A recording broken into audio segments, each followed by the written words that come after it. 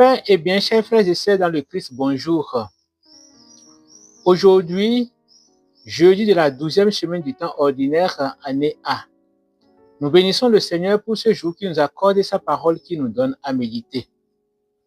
Nous continuons d'écouter le discours de Jésus sur la montagne. Et aujourd'hui, dans l'évangile, Jésus nous pose une question. Sur quoi bâtis-tu ta vie?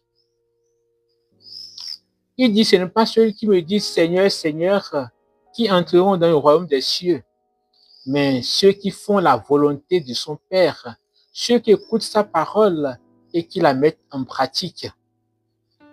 Alors, il ne suffit pas simplement d'être baptisé, d'être communié, d'être confirmé, de faire le mariage. Mais est-ce que je vis selon la parole de Dieu? Est-ce que je mets ma vie, je bâtis ma vie à la lumière des exigences de la parole de Dieu? Alors Jésus, aujourd'hui, il nous lance ce défi-là. Et en nous lançant ce défi, chacun de nous devrait s'interroger. Sur quoi j'ai bâti ma vie ou bien je continue de bâtir ma vie? Il a donné ces deux images.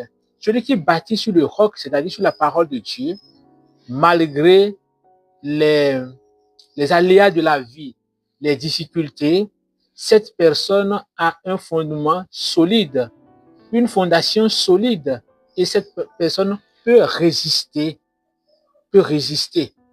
Alors, si tu es chrétien, tu as été baptisé, tu as été confirmé, tu as eu tous les sacrements qui ne sont pas des grades ni des diplômes, mais un parchemin pour vivre la foi professée.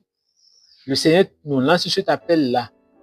Ce n'est pas ce que tu as fait au nom de Jésus qui te garantit le royaume des cieux, mais ce que toi-même tu as fait de ta vie en vivant les exigences de la vie chrétienne. Alors, on peut se dire, mais si la personne ne croit pas en Christ, en Jésus, comment peut-il utiliser son nom ou sa parole pour opérer des miracles?